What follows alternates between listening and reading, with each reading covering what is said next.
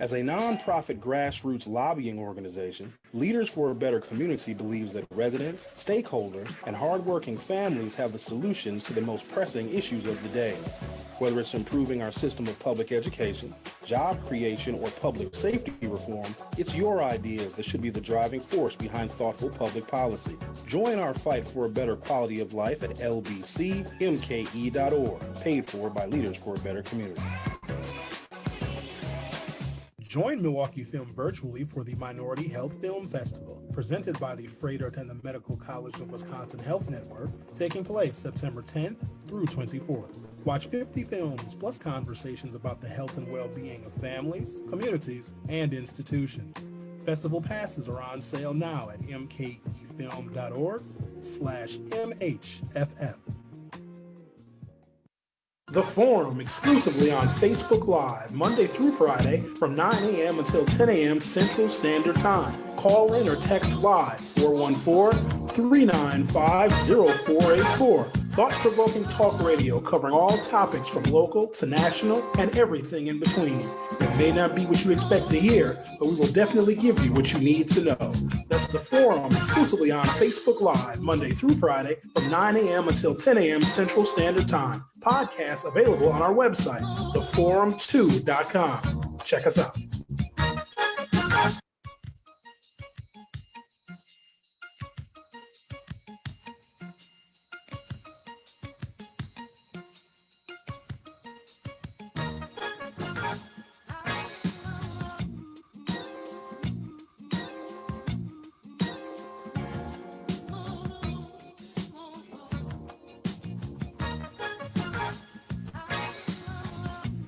Good morning. Welcome to the program. Today is September 2nd, Wednesday, September 2nd, 2020. Well, the good news is the counter programming, I'm going to call it, to Donald Trump's visit to Kenosha yesterday was an overwhelming success.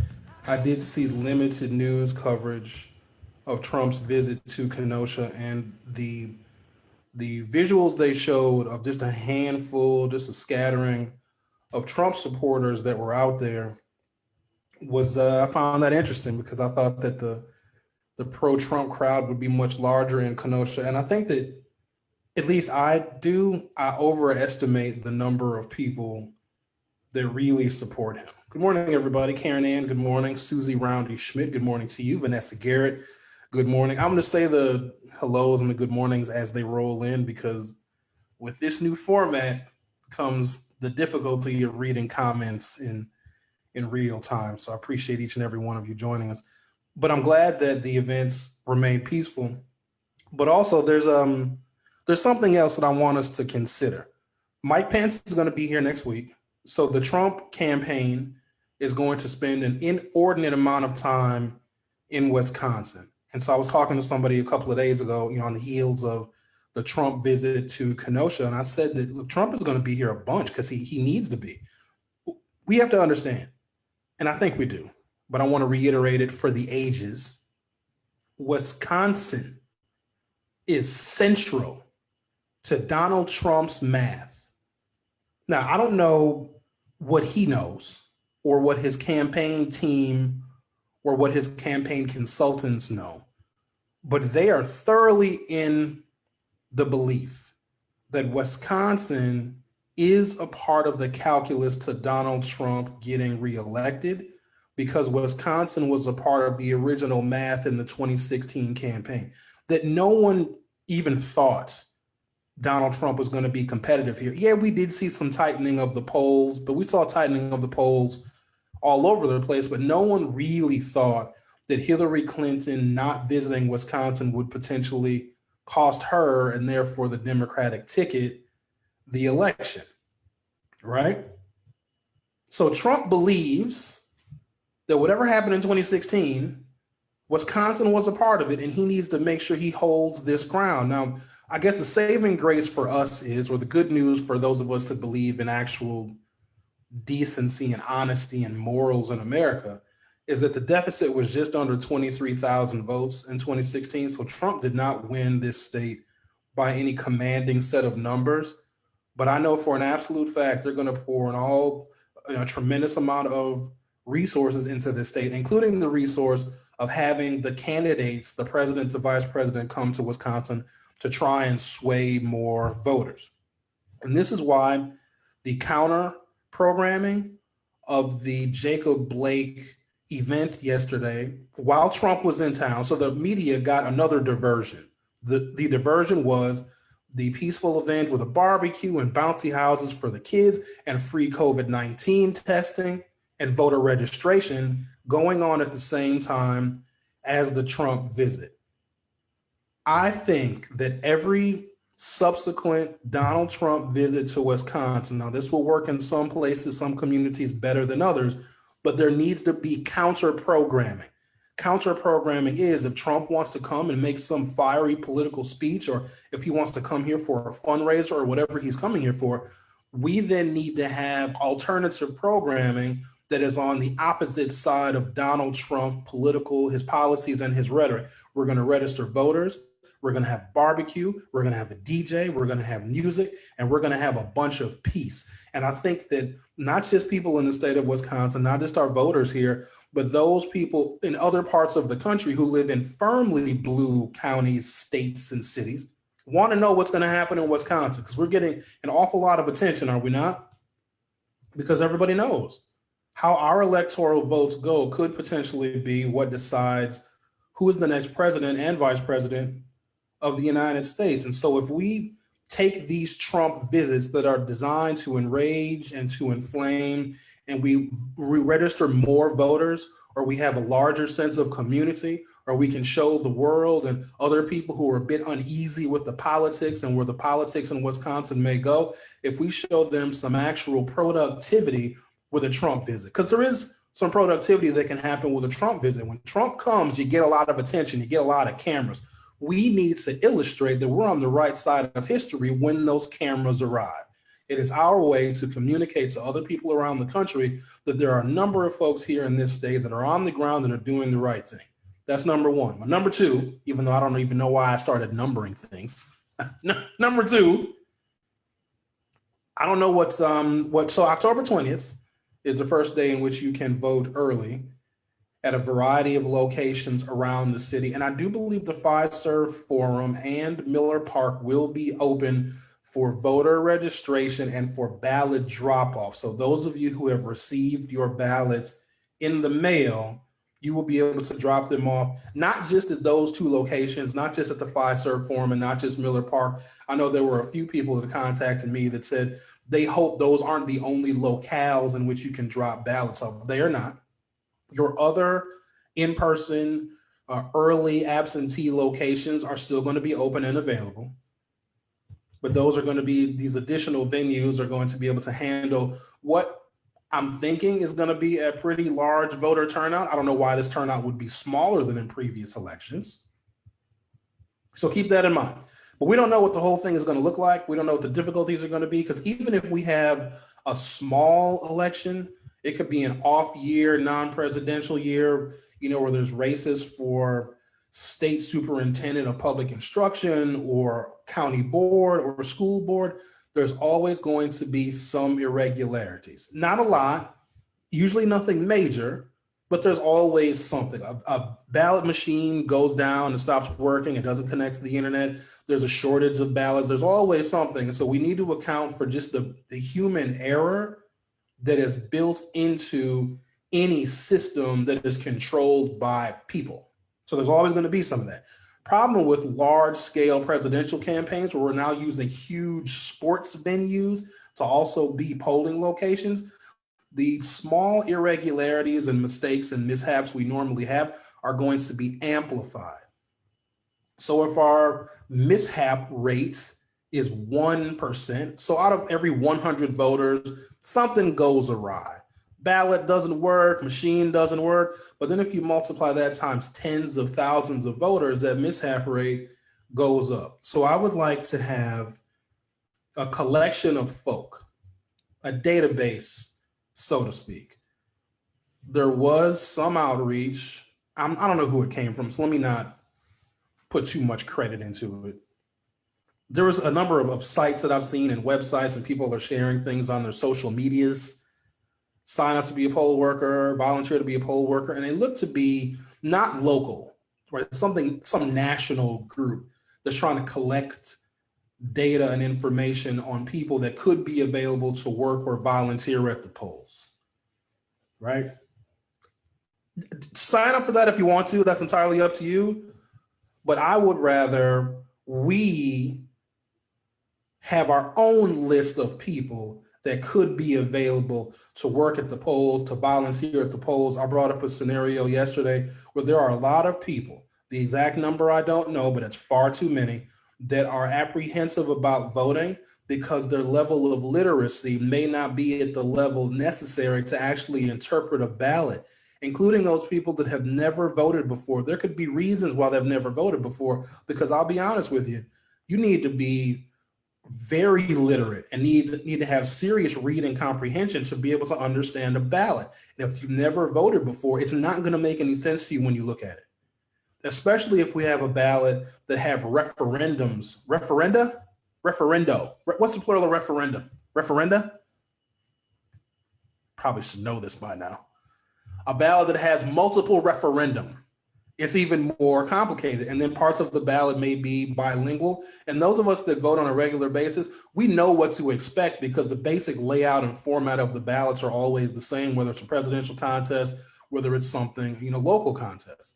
But if you've never seen that before, it's extremely intimidating. So there needs to be a cohort of people that are ready, especially those of us that plan on voting early. I want to be number one at Midtown on October 20th. I'll be the first one. And so then I will free up a whole bunch of time that I, won't have to dedicate to going out and voting on election day to help other people. So why don't you go over to our website, go to theforum2.com, scroll to the bottom, and then put in your email address and your name. So then if we find out November 2nd, November 3rd, early in the morning, that we have a shortage of people, a shortage of volunteers, a shortage of poll workers. Hell, we might need people to direct traffic. And I don't know if I can trust the city's election administration, because they got a new lady now doing the election. We got a new election commissioner at the city of Milwaukee. She's a new lady. Well, she's not new, like she wasn't born yesterday new, but she's new. Referendums or referenda is acceptable. Google. Thank you, Sarah. Need you guys to make sure my grammar is proper. So we have a new lady. Let me tell you why I'm a little nervous, a little paranoid.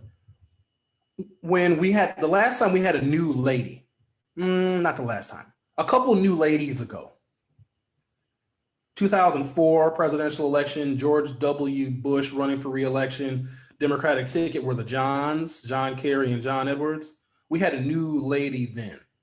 Lisa Artisan was her name, and she was the newly appointed election commissioner. But here's the thing, she didn't have any experience administering an election, let alone a large-scale presidential election. And that was an absolute unmitigated mess, because what the Kerry Edwards campaign did in 2004, we have since perfected it now. But a lot of absentee voters and a lot of same-day registration took place on that day, which now the city of Milwaukee can handle with no problem. But back in 2004, it was new for government bureaucracy and election administration to be able to handle such a tremendous influx of new voter registrants on election day proper. And it was a mess. I'm not going to get into the details yet because I want to make sure the statute of limitations has expired before I talk about my experience of what that was like in November of 2004, but it was a mess. But we also had a new person heading up the election commission. Fast forward to right now, we have another new person heading up the election commission, albeit one with more election administration experience, but it makes me nervous because that this election is for the future of the world. And I meant every word of what I said yesterday, that if Donald Trump gets reelected, there'll be a noose hanging in every tree, because what Donald Trump is telepathically communicating to people that support him, including law enforcement. Notice he has this gigantic erection. I shouldn't say gigantic because it is Trump, but he has this erection for law enforcement. He is communicating to them that if you have power and law enforcement, you do, not only are you backed up by the president, but you can abuse your power. The entire theme of Donald Trump's reign of terror in this nation. And there's a bunch of little small things that we don't see. There's appointing certain judges to the federal bench. There is, putting kids in cages. There's ignoring civil rights and voting rights and, his collaboration with foreign governments. There's all of that. But when it comes down to it, the theme that history is going to remember, almost like the I have a dream ethos of Donald Trump, that one thing that you remember is that he made it okay for people in power to abuse it. And in this country, the people that have an inordinate amount of power are white men with money. That is what his entire administration has been made up of. Those are the people that went to prison because they were working for him or working with him and protecting him. These were white men with means. So any white man with means in this country may still consider voting for Donald Trump because the power that they have right now ultimately is fleeting because the country is tired of them. Demographics are changing, and every single day, more brown people, more people of color, more women, more gays, more people with different abilities are all getting power. And I think it threatens those old white guys with a bunch of money. They're threatened. And so they're going to hang on to this ethos of Donald Trump that they can abuse their power and get away with it. That's what I believe people are going to remember. And if he gets reelected, I don't like doing a bunch of what if scenarios because, they get kind of old because a what if scenario is like, oh, if I won the lottery, here's what I'd do. Because you can have an unlimited amount of what if scenarios. But the abuse of power seems to be a very durable theme here in the Trump administration. And so I want to mitigate that. So why don't we, those of us that really care, those of us that are active and engaged and involved, that will be able and willing to help in whatever capacity. And I can't tell you what the specific need may be. We just need to have troops ready because I don't know what they're going to do on election day. I got some polling information. I want to get to that so we can get a bit of a baseline. So this is a round of polling that has come out after both conventions. So all of the polling that I'm going to read in a couple of minutes relates to where we are after Joe Biden's Democratic National Convention and then after Trump's convention. But before we do that, let's go see our friends in Kenosha. And I did make an announcement to our friends in Kenosha because, again, we didn't know what was going to happen with Trump's visit. And I said, look, we're not going to, us Milwaukee folk, we're thinking about you. But we won't come down there and invade your space because we believe that Kenosha knows how to take care of itself. But if you need us to add a little support to whatever your efforts are, by all means, let us know. We'll be there in 45 minutes. Thank God they didn't need us. But there were a few Milwaukee activists that were on the ground in Kenosha, making sure that the peace was kept and that Milwaukee was well represented because I think we share the similar sentiments. Our communities have the same feelings about Donald Trump, even though I think Trump may have won Kenosha in 2016. From KenoshaNews.com, on the day that President Donald Trump visited Kenosha with a focus on, quote, law and order, the family of Jacob Blake supporters in the community gathered together at the scene of the August 23rd police shooting that set off more than a week of unrest. The event had a festive atmosphere, complete with singing, barbecuing, and a bounce house filled with shrieking children. There was also a booth registering voters, free COVID-19 testing, and a food drive. So every time Trump comes to town, we need to have counter programming where we're testing people for the coronavirus, we're having a food drive, we're having a barbecue, and we're having events for children.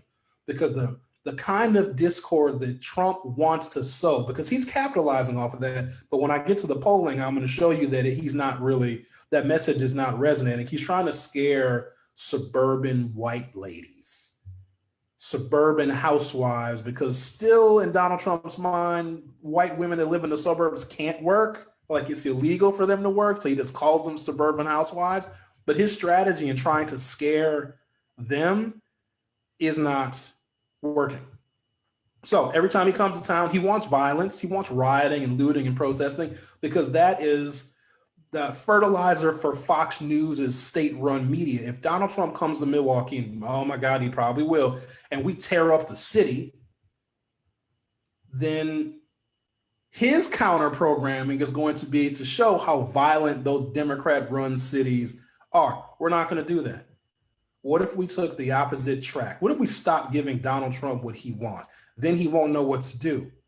That makes me nervous too, because a Donald Trump that's caged in a corner when he doesn't know what to do, when his strategy is not working, when he wants to sow violence and discord and unrest, and he gets peace and barbecue chicken instead, he may go crazy. In terms of Trump, a former reality TV star can understand it. What they did yesterday with the event surrounding the Jacob Blake family gathering was called counter programming. Our focus today is on helping the Kenosha community and thanking the local community for its support, said Justin Blake, uncle of Jacob Blake, who was shot 7 times in the back by a Kenosha cop. But Tuesday, that corner of 28th Avenue and 40th Street on Kenosha's north side was a gathering focused on unity, hope, peace, and gratitude. It's not just for my nephew Jake, Justin Blake said, but for all the little Jakes around the country. We're staying focused on getting justice and on healing. We want to come together. Before I get to the polling, because I think there's a lot of details in those numbers that can help shape our perception of where the race is right now. But again, maybe you take the polling numbers with a grain of salt, because you remember the polling in 2016, it said Hillary Clinton was going to win a bunch of states and she didn't win a bunch of states. But also, you can't count the polls. You can't count how valid the polls are before people actually vote. So polling will give a snapshot of what people are willing to tell you at this point in time. But what people are willing to tell you, so after the Democratic convention, after the Republican convention, people may be feeling particularly emotional or patriotic regarding their political affiliation or their political party. They might be feeling really good. And then the pollster calls, or they take the online poll, or they do the push poll. So it can be skewed. But you can't count the results until the votes are counted, because again, we don't know how the election is going to go. If you're available or want to be available to help, to volunteer in any capacity that is needed, go to theforum2.com. At the very bottom, you can put in your name, your email address, and we're going to have, don't worry, I won't sell your data. I mean, I don't know who would buy it. If there are individuals that are needed in particular parts of the city or particular polling locations, it would be good to know that we have a list of people ahead of time, instead of having to rely on the City of Milwaukee Election Commission to dispatch whoever they have. And here's the thing, they may dispatch additional city employees, but we can't have too many people that are willing to help administer an election that if it goes one way, we can make the attempt at getting back to civility. If it goes the other way, then there's going to be a noose hanging in every tree. And I don't want to see a noose in a tree, because I don't want to see that. From Kenosha, Wisconsin, protesters in Kenosha have filed a federal class action civil rights lawsuit against the city and the county of Kenosha. They allege that Kenosha officials selectively enforced curfew, targeting demonstrators protesting against police brutality. And so I bring up this story because I have said from the onset that curfews on their face are unconstitutional. Even when they are used judiciously and very selectively, you cannot tell people in a free society, or it used to be a free society, when they can and cannot express their First Amendment right. You can't do that. The whole point of the First Amendment itself is so that government can't make any rules or any laws that go above the rights of the individual granted by the Constitution. So the Constitution is to protect us from the government. So the government can't say, well, you do have the right to protest, but here's when you can do it and here's how you can do it. Now, it's different when there's violence and there's rioting and there's looting, because that clearly is law breaking, right? So that's a whole different thing. But you can't say everybody be in the house by 7 o'clock. We don't want anybody on the streets exercising their constitutional rights. That is entirely and wholly unconstitutional. But then here's the other thing.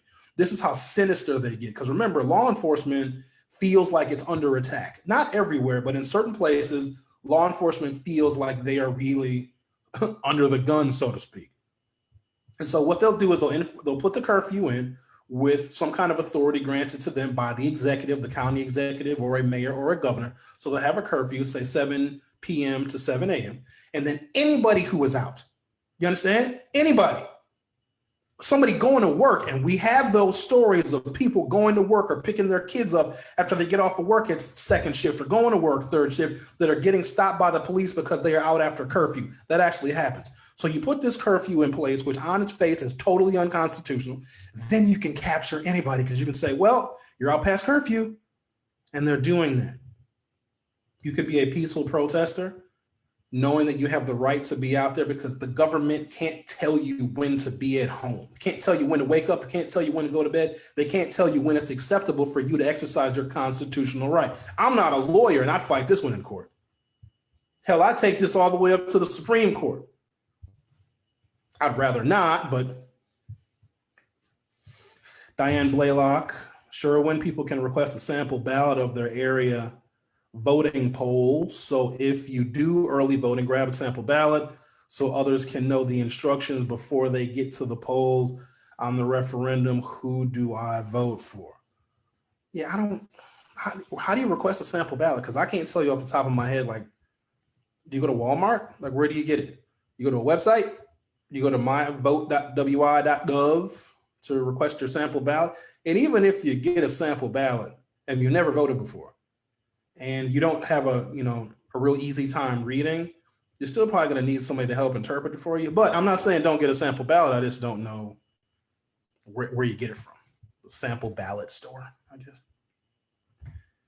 When they impose a curfew, then they can get anybody that's on the street. And if someone is known, so if you have a sign that says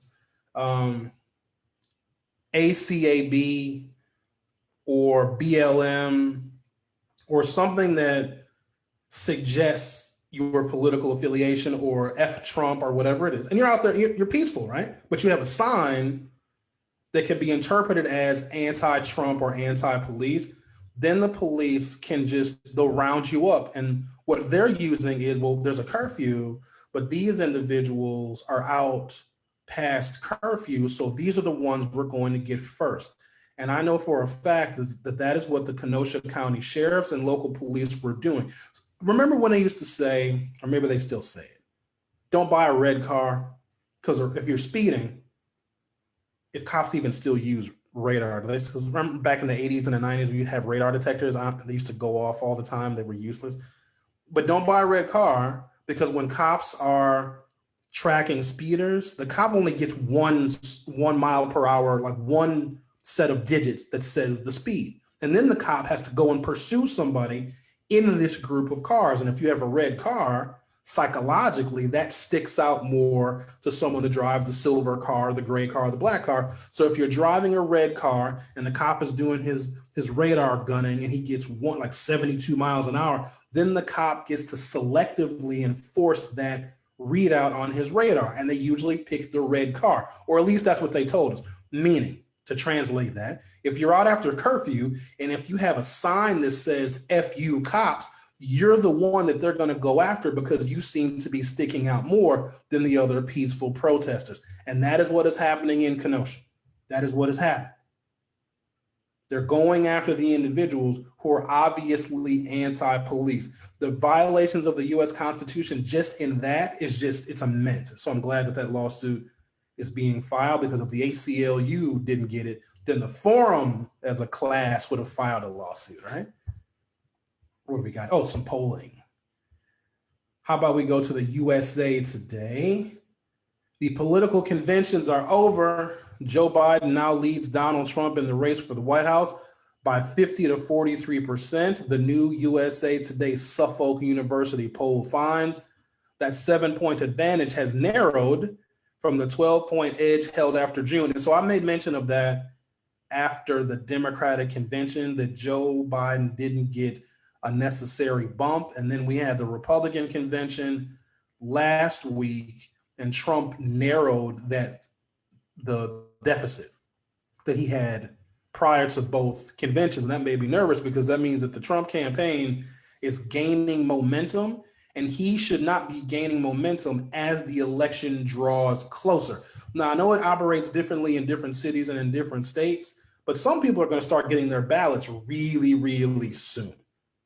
I don't know how soon they're going to be mailed out to us folk here in Wisconsin, But if the race is narrowing as we get closer toward November 3rd, that run up to November 3rd means that more people are going to start receiving their ballots in the mail so they can be returned by November 3rd. And if Donald Trump is gaining, if he's getting momentum, if the polls are narrowing and tightening on the way up to November 3rd, that's a problem. Now, the lead is still good, but Joe Biden is not above 51%, which makes me a little nervous because there's still room for third-party candidates to steal. One day I'm going to have a whole conversation about third-party candidates. They just don't work. They don't work. Kind of like essential oils. They're a gimmick, but I won't do that today. As Labor Day looms, launching the campaign's final sprint, the survey finds significant skepticism about whether the election itself can be trusted. If their candidate loses, 1 in 4 voters said they aren't prepared to accept the outcome as fair and accurate, a signal of potential trouble ahead for a nation already engulfed in a deadly pandemic and riven over issues of racial injustice. Riven or riven? R-I-V-E-N? Whatever. I'm definitely worried about it, said Curtis Safi, age 38, an independent from Hampton, Georgia, who plans to vote for Biden. Whether it's the post office or someone meddling in our elections, you really don't know. In all, 28% of former Vice President Biden supporters say they aren't prepared to accept a Trump victory as fairly won.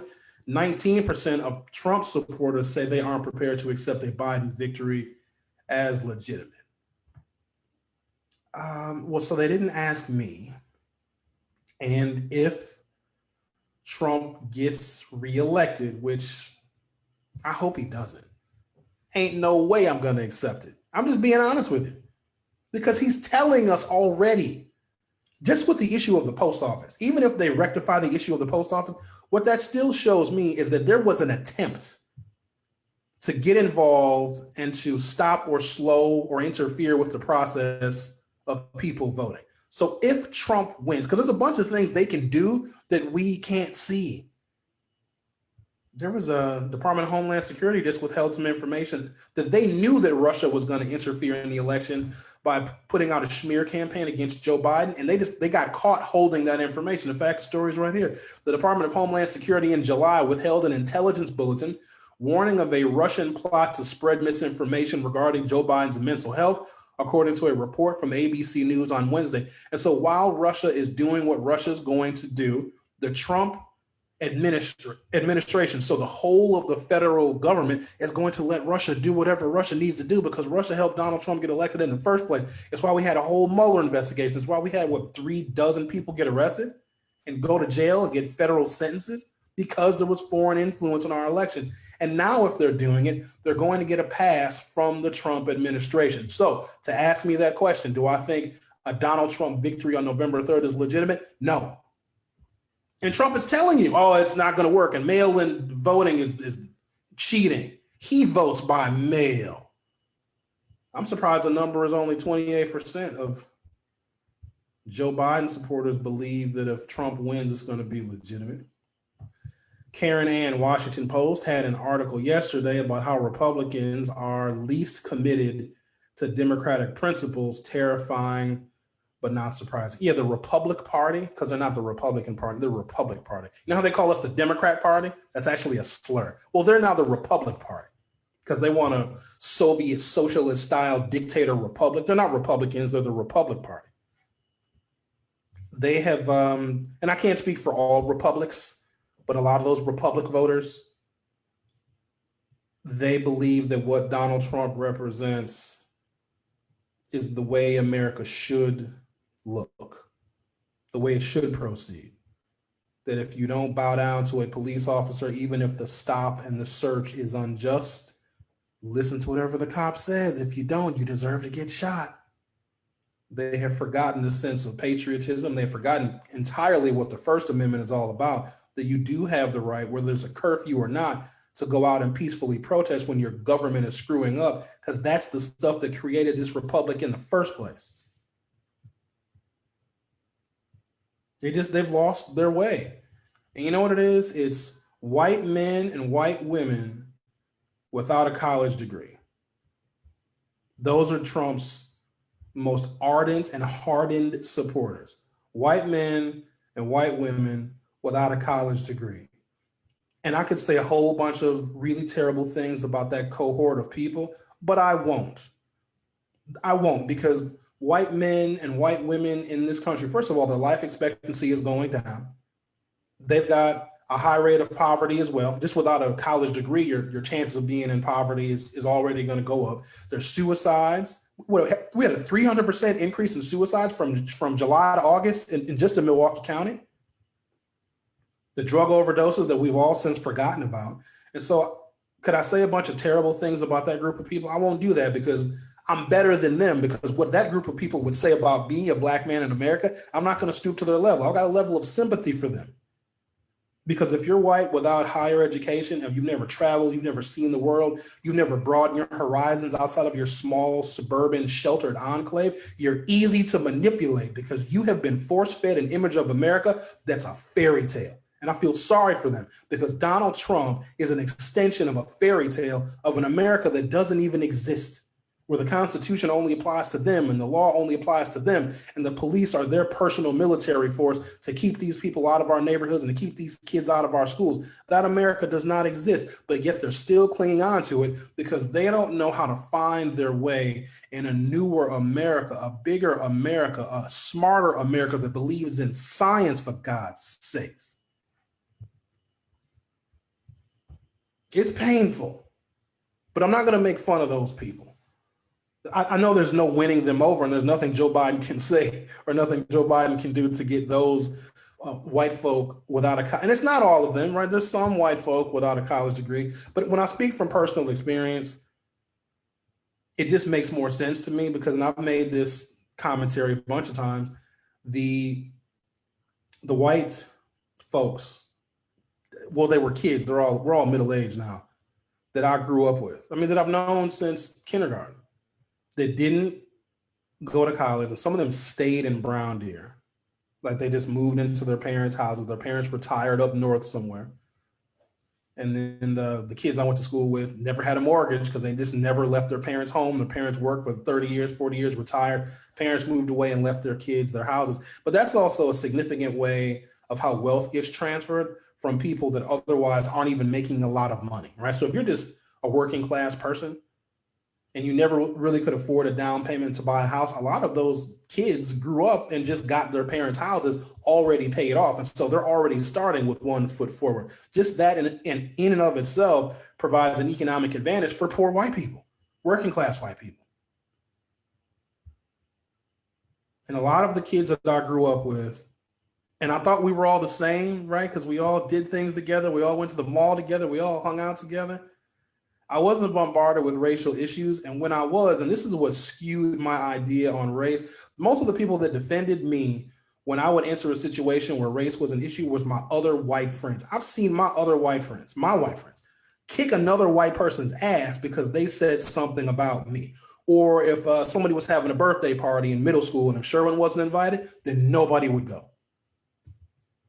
I've seen that happen more times than I can even remember. And so I had this skewed perception of race. Trust me, my perception of race got better once I got older and got into the real world where the real racist white people are. But to see those kids that I grew up with also grow up, and I go in my direction and they go in theirs, but for them to default to Donald Trump, that there's a reality in that. When I see that my white friends that didn't go away or that didn't leave the Brown Deer or didn't go to college became Trump supporters, it makes sense when I hear that Trump's most staunch supporters are white men and white women that didn't get a college degree. So I've got real life experience with that.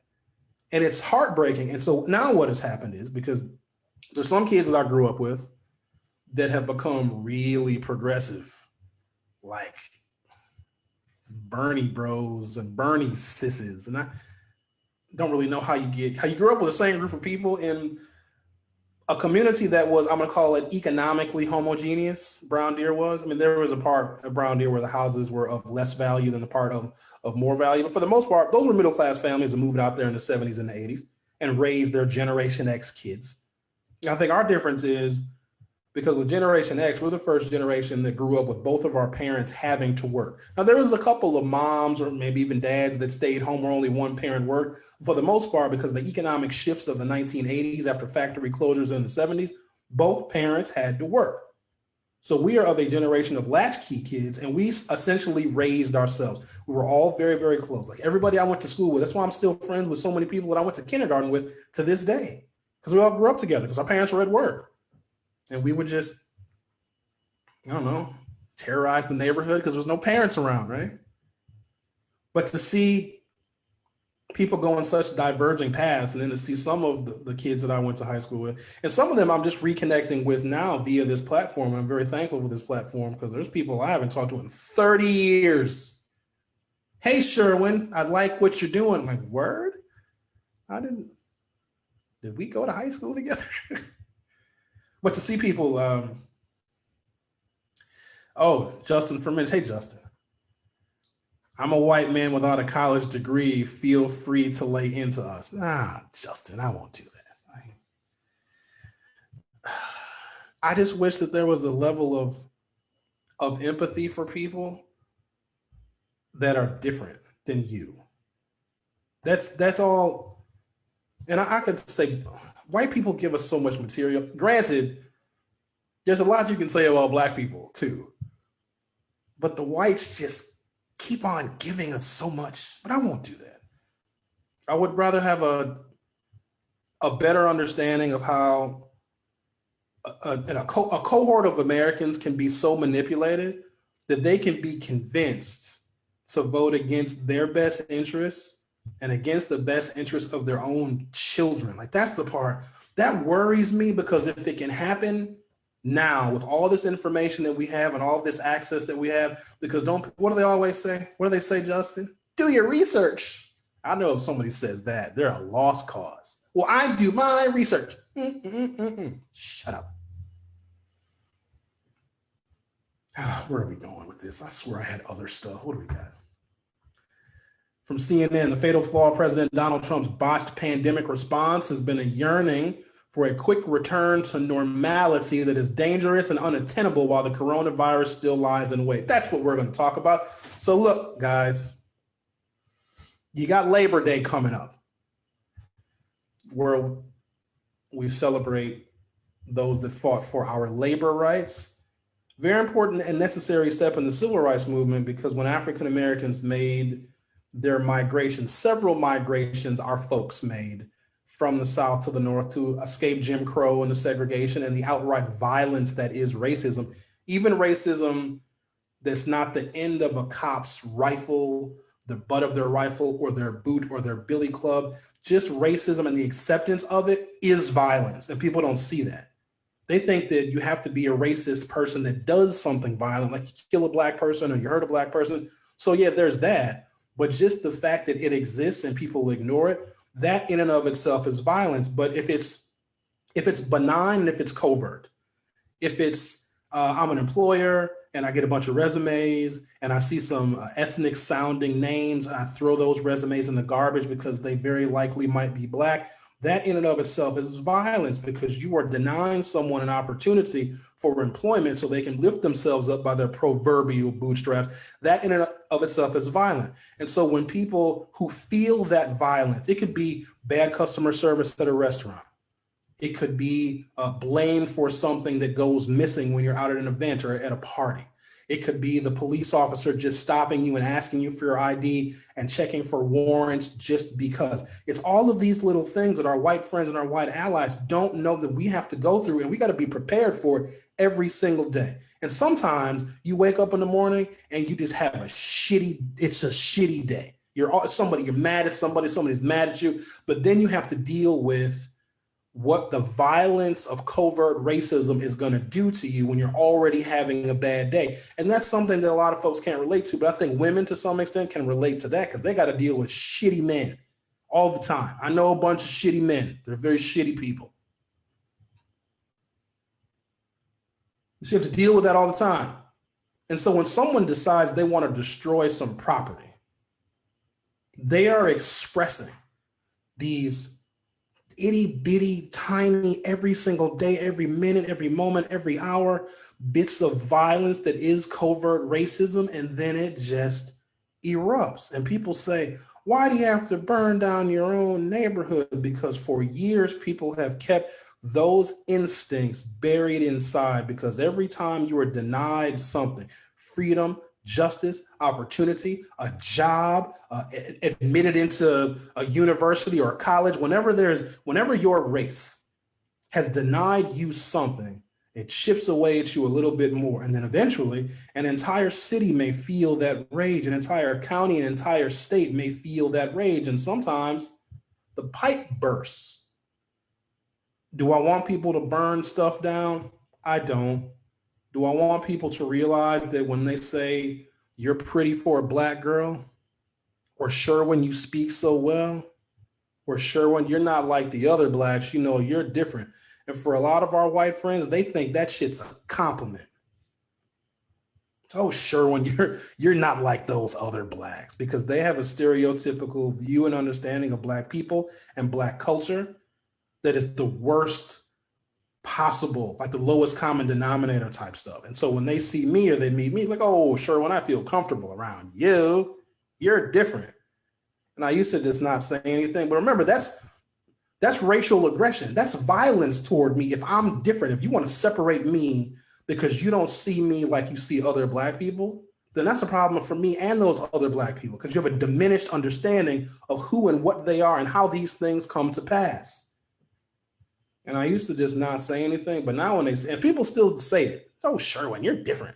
I tell them, you're right, I am different, because I'm worse. Because, you know, you feel comfortable in my presence, but I got the heart of a revolutionary in here somewhere under this forum logo. Justin Thomas Brown, how similar is a good Republican who doesn't call out Trump to a good cop who doesn't call out a bad cop? Oof, probably the same. I don't know if there was here with the police. It's really complicated because do I have to say it? There's a lot of good cops. There's a lot of, not all cops are bad. We know that. Not all cops are not bad. All black people are not thugs. But here's the problem that I have when this goes to union membership, but you got to be careful as a Democrat, because unions have played an incredibly powerful and influential role, especially before African Americans had civil rights and voting rights. We had some labor rights, and there were still racist people on the job, but you had rights against management if you were a laborer. And remember, labor is what built this country. So there's that. And so we celebrate Labor Day. Labor Day's coming up. Don't be out there partying, please, because you guys know what happened Memorial Day. Coronavirus spike, and you guys know what happened 4th of July, coronavirus spike. Now it's Labor Day, and you guys are celebrating a day off. Some of y'all haven't been back to work since March, but yay, celebrate with a party for Labor Day. We're gonna have another, and the kids are back in school. And are we ever gonna get over this coronavirus thing? Ever? Is it ever? Joe Biden is gonna, I don't want to tell you what I think Joe Biden may do if he gets elected president, but the mask mandate is going to be a very real thing. I saw something. When I go to the grocery store, what's today? I don't even know what day it is. It's Wednesday. There was a lady, and it was her and her kids. None of them were wearing masks. So we don't get it still. That to get everything back to normal, the lady that I saw at the grocery store that wasn't wearing a mask has to be okay with wearing a mask. And I don't know, maybe her and her children all had medical conditions, but they look fine to me. But I also saw when Governor Evers put out his statewide mask mandate, which was the number of reasons that you could give to legally not wear a mask. It's insane. It's every loophole you can think of. I don't feel comfortable. I have anxiety. Sometimes I overheat. It's the whole bunch of different reasons that you can give if somebody wants to enforce the mask mandate. But let me get back to unions and labor. So there's a lot of good cops, right? We hope so, because I mean, I'm not dead. So I've been pulled over a few times. I've actually had a reasonably pleasant experience with cops, but my standard is low, because if I'm not shot in the back, then I guess it's a good experience. But the police unions that pay for the legal counsel a lot of times for their cops that are accused of murder and that support the bad cops, and let's just say it's only a few percentages, even though I put up a story yesterday that James Comey in 2006 said that what he saw as FBI director under George W. Bush, the number of people affiliated with white supremacists, white nationalists, and racist groups that were joining American law enforcement. This is back in 2006. The number of them that were joining law enforcement was so high that it rose to a level of being a threat to national security. And this is 14 years ago. So there's a thing that's going on. And maybe those are who your bad cops are. But good cops are members of the police union as well. Good cops pay into the union that supports the bad cops. The good cops are paying dues to support the legal representation of the cops that diminish the quality of policing for everyone. And when I say for everyone, if there are people in this country that believe the police will never be righteous and can never serve a good purpose, and there are people that believe that they don't like the cops, and if they don't feel like they can call the police and get justice, or they can file a complaint, or they can report a crime, because there's a lot of people that feel that way, then we need to be worried about those people more than anybody else, because they have a sense of lawlessness, because they can clearly say, you know what, the cops can do whatever they want. I should be able to do whatever I want as well. And so when we raise the level of not just professionalism amongst police, but this community sense that the police are there to protect everybody and not just give some people the benefit of the doubt, but when they arrive on the scene and they don't know what's going on, don't just start shooting and arresting and taking into custody the Black people, because there's some people that feel that is what the police's primary focus is. And if you live in certain neighborhoods, that's all you see. That's all you see. Now, if you live in, white suburban neighborhoods, the police are your neighbors. Your kids play with their kids. They're good people. You see them out barbecuing. You see them out shoveling snow. They maybe come help shovel your snow. We don't have that in the city of Milwaukee, especially where I live. When I see cops, if that cop isn't Black, then they're an invader. They're colonizing my neighborhood. And I don't want to feel like that. Now, I do, to some extent, have a level of trust for police, because in the interactions that this doesn't mean that you have a trust for the police, but in the interactions that I have had, I'm not dead. Right? Have I been searched illegally? Hell yeah. I had cops running my house one night because they had the wrong house and they were looking for somebody running around with a gun. And so what do in my nosy neighbor fashion? I see the squads in front of my house. This was 10, 12 years ago. See the squads in front of my house, and they're walking. You see their flashlights because it was nighttime. I mean, they got the flashlights, okay? And I parted my blinds because you hear that sound, that unmistakable sound of police radio chatter. Actually, I think I have y'all gotta bear with me here. I think I have a sound effect that mimics police chatter. Hold on a second. Why is this taking me so long? Hold on. You guys calm down. Oh, hell, I found it. 23, 16, 45, we got homicide report of the 22, 27, 47. I'm finding new stuff every day. Y'all watch out for old Sherman. So anyways, I'm sitting at home. It's like a Saturday night, and I heard that. What did I hear? 35 or 36, 30, 30. Shucky ducky quack quack. So I heard that. And I look out the window, part of my blinds, and then the cops came up to my door and they opened my door. Now, they didn't have guns drawn, and I'm just like a whole bunch of 4-letter words. And they're like, we're looking for so-and-so. Is he in here? And I'm talking to one of the cops. Another cop runs behind me and runs through my house. Not kidding you. I never spoke about it until now. No, I didn't file a complaint. I didn't do any of that stuff. I know I'm supposed to, but I was so shook. And then the cop that was at the door was like, hey, Johnny, we got the wrong house. And they run out and they got in their squad cars and they took off. But at the same time, I don't know. That was a tough one for me to deal with. But I don't hate all police. I just hate the fact that good cops, just like good Republicans that don't say anything negative about Trump, stay silent. Good cops that pay into the union and pay union dues are providing financial support for those bad cops to get treated better than they treat the people that they suspect of crimes. Mike Mattioli, who had a party in April, he's a Milwaukee police officer, and I can't say former Milwaukee police officer because he's still on the job and he's still getting paid, has had a couple of court appearances. All of his court appearances have been virtual, but in April, he is accused of choking out and murdering Joel Acevedo. There were a number of protests that were going on in the city of Milwaukee, concurrent with George Floyd protests, also protesting justice for Joel. We have a number of Joel Acevedo's family members that are members of this group, and we're very happy and very thankful for all of them because they're providing updates from the family's perspective. Mike Mattioli has made a couple of appearances. He still has not been fired. He's still on the force. He has been charged with murder, had a party during the pandemic, back when we really had a stay-at-home order. This guy had a party, killed somebody. Now, he was off duty, but that doesn't matter because you never really can take that badge off, right? If you want to live under the moniker of Blue Lives Matter, then guess what? You're a cop all the time. You don't get a break. You don't get to be a non-police. You're a cop all the time. If Blue Lives Matter, then you live your life as a blue. So you're always a cop, meaning if you do something when you're off duty, you're acting as a cop. See, that sucks, doesn't it? You can't ever take the uniform off.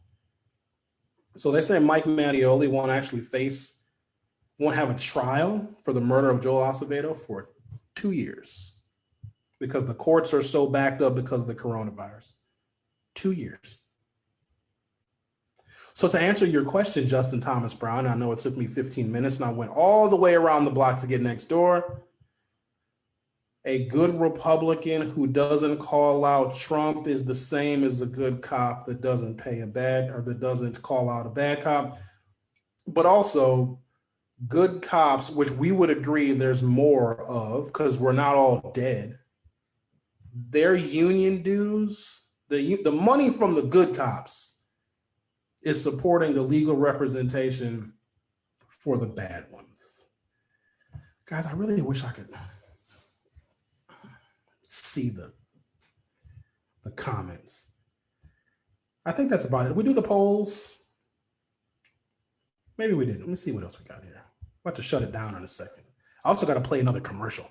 I like having commercials because that means that people are actually investing in this platform. And thank you to all of you that have made your own investments of support in this platform. I swear one day I'll make this a real studio, maybe one day. With the political conventions over, Joe Biden now leads Donald Trump in a race for the White House by 50 to 43. We read that. As Labor Day looms, launching the campaign's final sprint, the survey finds significant skepticism about whether the election itself can be trusted. We did that. What's more, an overwhelming 83% of Republicans say they are at least somewhat concerned that mail-in voting will lead to voter fraud. Wow. 62% are very concerned. And that's amazing because a lot of those Republicans actually vote by mail. There's some people that don't leave the House. There's always been a list of absentee voters, always. They vote by mail. They've been voting by mail for 30 years. And that list actually exists in the city of Milwaukee and other places. And it's weird that some of those people who have been voting by mail and know and have always trusted it, know that it's a safe and effective way to vote, now have been manipulated into thinking that how they have been voting is no longer safe. So I guess we'll see, guys. We'll see. But for the most part, I'm reasonably optimistic. Again, go on over to the forum, the number 2.com, and then you can put in at the very bottom, scroll to the bottom, put in your name and your email address if you are interested and or willing to volunteer to be dispatched on election day if we need additional people that can help administer the election to where if it goes one way, we may get back to normal. If it goes another way, well, there may be a noose and other hanging in trees. Let me get that out. Thanks, guys. I'll talk to you tomorrow. Join Milwaukee Film virtually for the Minority Health Film Festival, presented by the Freighter and the Medical College of Wisconsin Health Network, taking place September 10th through 24th. Watch 50 films plus conversations about the health and well-being of families, communities, and institutions.